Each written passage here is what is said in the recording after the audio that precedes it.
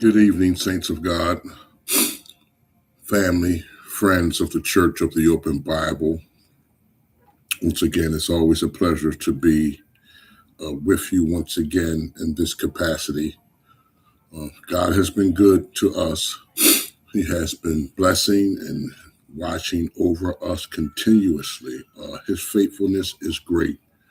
And I just want to share with you that we should always exalt our God for all that He has done and is doing in our lives. Even through the midst of our sufferings, God is there. And He's teaching us through these sufferings to draw us closer to Him. We're going to continue our reading through the book of that R.C. Sproul wrote, the late R.C. Sproul wrote. We're at the chapter. I'm just picking different chapters to read through.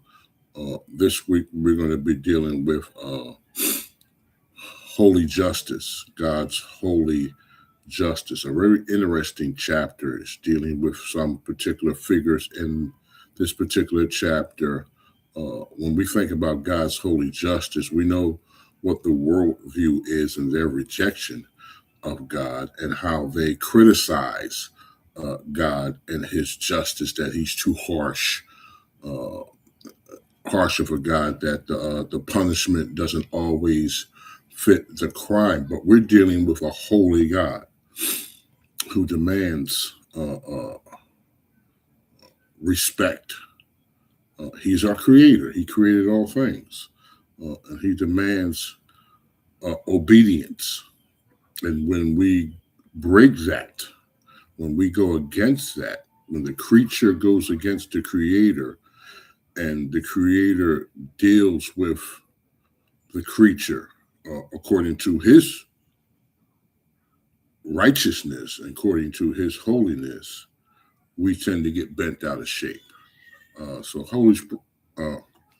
R.C. Sproul picks it up in this particular chapter in dealing with God's holy justice, a very interesting chapter. Well, I won't be long before you. We won't get through the whole chapter, but just listen in, and at the end of it, when we go into our prayer on the prayer line, if you got any questions, just bring them up. We can talk about it. We can discuss it. Amen.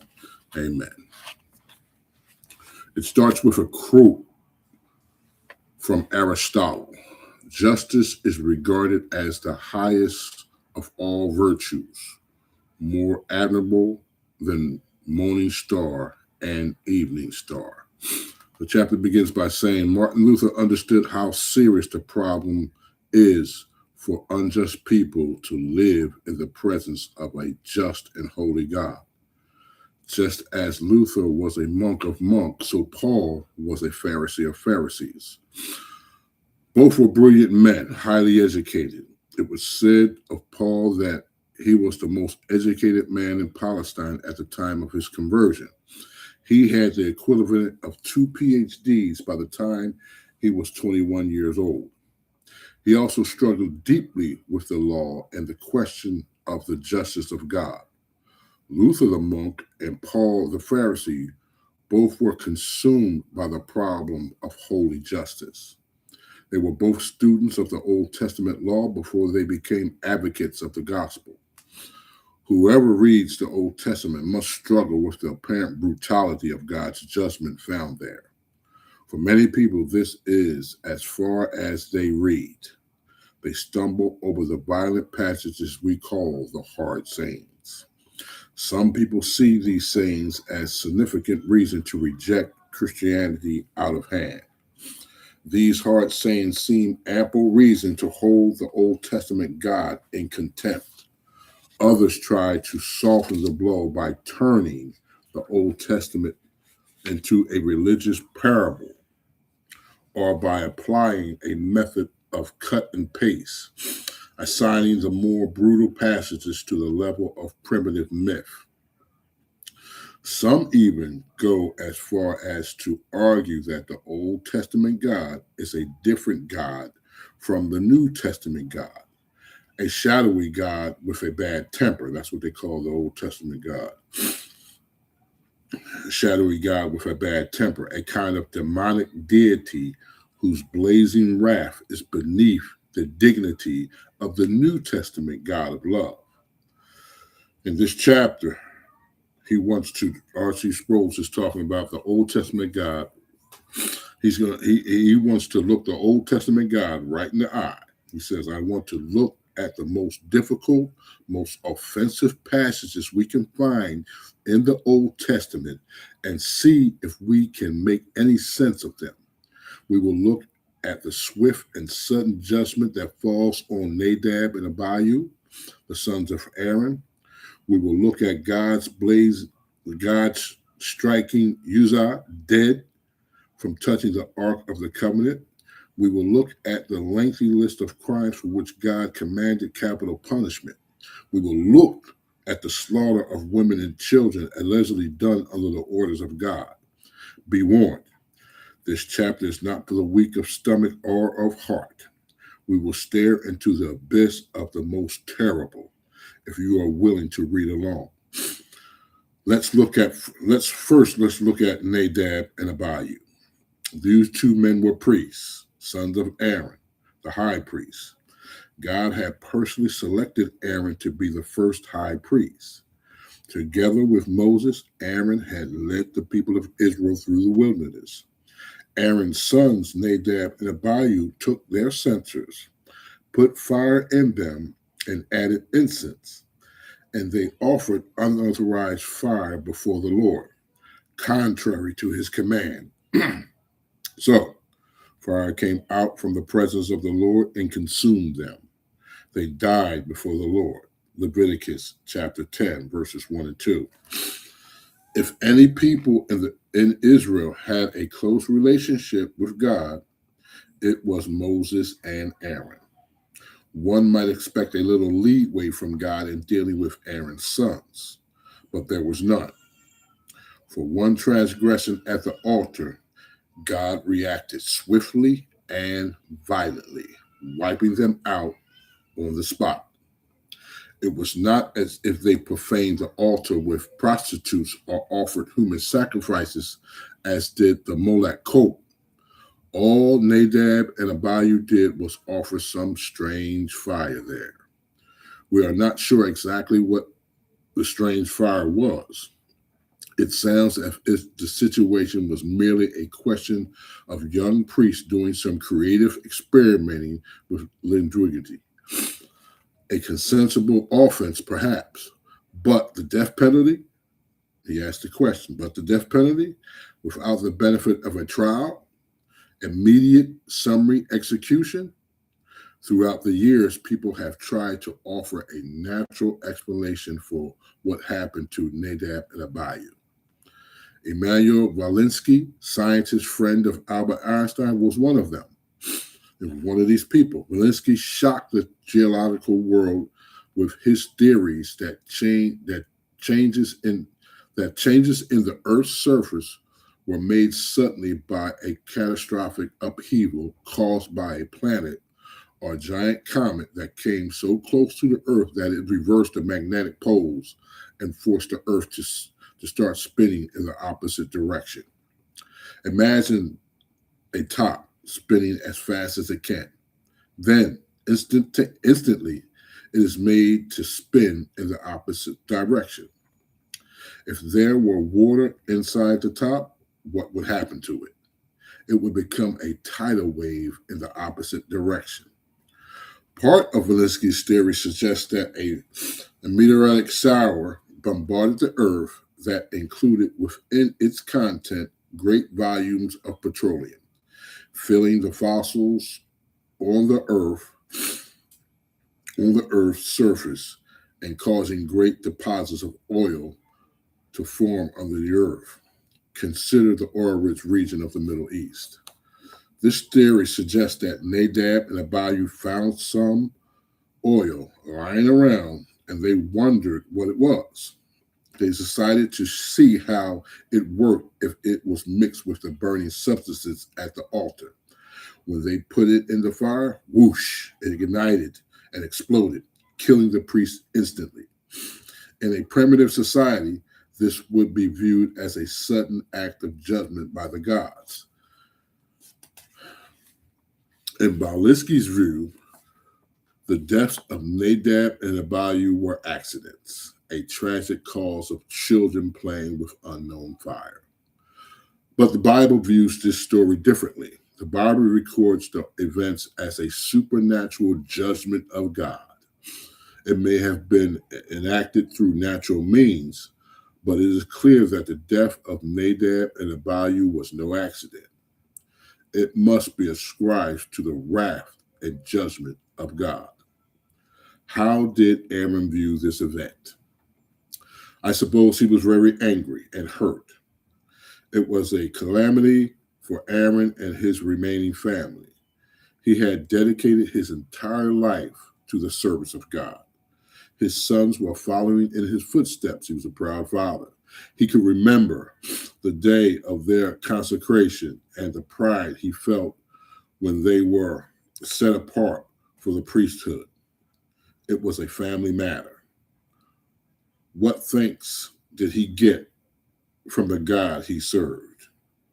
God summarily executed his sons for what appeared to be a minor infraction of the rules of the altar. Aaron rushed to see Moses and to tell him about it. It was as if Aaron was saying, "Okay, God, I'm going to tell all you. I'm going straight to Moses. You're going to have to deal with the both of us on this one." So Aaron went to Moses to plead his case. Moses then said to Aaron, "This is what the Lord spoke of when he said, 'Among those who approach me, I will show myself holy. In the sight of all the people, I will be honored.'" Leviticus 10, verse 3. Moses gave Aaron the answer of the Lord. He reminded him of the original consecration of the priests. They had been set apart for a sacred task and solemnly charged with the precise requirements of their office. They had the privilege of ministering before a holy God. Each vessel in the tabernacle was made to precise specifications, and each item was sanctified by elaborate measures commanded by God. There was no ambiguity to be found in these commandments.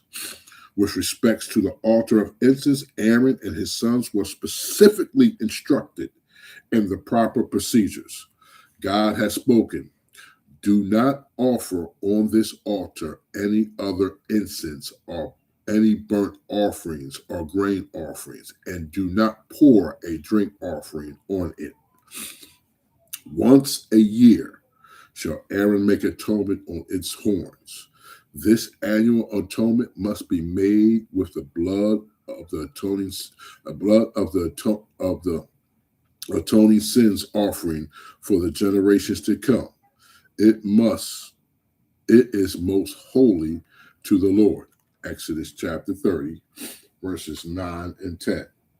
The instructions had been clear. The altar of incense was declared by God to be most holy. When Nadab and Abihu offered strange or unauthorized fire on it, they were acting in clear defiance of God. Theirs was an act of blatant rebellion and inexcusable profaning the holy place. They committed a sin of arrogance and an act of treason against God. They profaned a most holy place. So, in results, God's judgment was swift. His explanation to Moses was clear. I will show myself holy in the sight of all the people. I will be honored. God must be honored at all times. These were not words of future prophecy or prediction. When God said, I will, he meant it as a divine command, a command no one dare countermand. The capstone of this episode is found in the last sentence of Leviticus 10, verse 3. Aaron remained silent. That was Aaron's response. He remained silent after hearing what the Lord had said pertaining to this and brought into remembrance what God had said when they were consecrated and set apart, all the instructions of the priests. When that was brought to remembrance to Aaron, Aaron remained silent. He remained silent. And so we remain silent also. What else did Aaron do? The debate was over. The evidence was in. And God had rendered his verdict. The sons of Aaron had been explicitly forbidden from offering such fire. They committed an act of disobedience, and God had lowered the gavel of his justice on them. So Aaron was silent. He held his peace. He could think of no excuse to offer, no protest to make. Like sinners at the last judgment, his mouth was stopped. Here is an example of God's punitive justice, the justice by which he punishes the guilty. In this punishment, is this punishment cruel and unusual? Does it in fact go beyond the limits of justice and cross the border into injustice? Built into our concept of judgment is the idea that the punishment must fit the crime. If the punishment is more severe than the crime, then an injustice has been committed. The Bible makes it clear that Nadab and Abihu could not plead ignorance as an excuse for their sins. God had made his instructions clear to them. They knew that they were not allowed to offer unauthorized fire on the altar. That they sinned is easy for us to see, but they never dreamed their sin was so serious that it would prompt God to execute them on the spot. That's what happens when we don't take God seriously. That's just my comment. Here we meet an example that screams of harshness from the hand of God, of a punishment that is far too cruel and unusual for the crime. Such a measure of punishment not only puzzles us, it staggers us. How do we square this narrative with what Genesis teaches earlier about the character of God's justice? Genesis asserts that the judge of all the earth will do right. Genesis 18:25. The basic assumption of Israel is that God's judgments are always according to righteousness. His justice is never unfair, never whimsical, never tyrannical. It is impossible for God to be unjust because his justice is holy. If we stagger with the story of Nadab and Abihu, we meet even greater difficulty with the story of Uzziah. When David ascended the kingship of Israel, he moved quickly to consolidate the kingdom. Right now we're dealing with a particular different study here. We're going to get into that one next week. We're going to, I said about 20 or 30 minutes. I'll just, deal with a particular thing. But this took me about 20 minutes to deal with this particular section, Nadab and Abihu. I'm quite sure you've probably read that at some point in time in your Christian pilgrimage about that. I've read it a few times dealing with Nadab and Abihu, Aaron's sons, and what they did offering strange fire. Point blank, they knew better, but they did it anyway. They did not think that God was going to act that swiftly or immediately pertaining to this. They approached it casually and nonchalantly, and they were instructed. By their father Aaron. They knew what was right, what was required of them in offering. But the question is, still people today still question it and say that God was unjust. A holy God must be honored in all his ways. And he says it in that passage, before the people, he will be presented as holy because he is holy. If anyone else knew this more so, it was the priests. That God is to be respected, he is to be honored in all this way, especially in dealing with the tabernacle and those things. They must show themselves a higher standard must be in order to show the people who God is. They were acting as God's representatives in that respect, and how God is to be honored, how he's to be respected, and how he is to be exalted. So us too, in our day in society, we as Christians, we must honor God to show the world that not only because he is holy and he is just, but we show the world who God is through our honoring him, through our respecting him, through our allegiance to him, and through our obedience to him. He's our loving Father.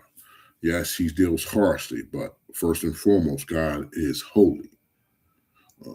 We know what the seraphim said: holy, holy, holy is the Lord. All the earth is full of his glory. They said, holy, holy, holy. This is who he is. God is holy, foremost above everything. He is holy. He is far above. He transcends all things. It should be honored as such. So, yeah, that's our study for the day. Reading through this, I think it's a magnificent book writing. It is sold up to this point over close to 500,000 copies, or close over 250,000 copies. I'm quite sure it's more than that now. It deals with God's holiness, and I encourage you to get the book. It didn't cost me much. I went to a CLC bookstore, picked it up. I think it was $10. I think it was a pretty good deal for this particular magnificent book, and I encourage you to go get it. It's by R.C. Sproul, The Holiness of God. You can read it at your leisure. I'll still be giving you, I'm going to deal with this particular chapter through our Thursday in the Word. Hope it has sparked an interest in some of us that we will go out and buy it. It's a great work. God truly blessed these men with this insight into that, and it makes us understand a little bit better who God is, especially according to his holiness. Amen. So, okay, saints of God, it is now, I can't see, I took my glasses off, 6:24, and 6:30 we'll be going into prayer. Hopefully I will see you then or hear you then. Amen. God bless. Take care. To God be the glory.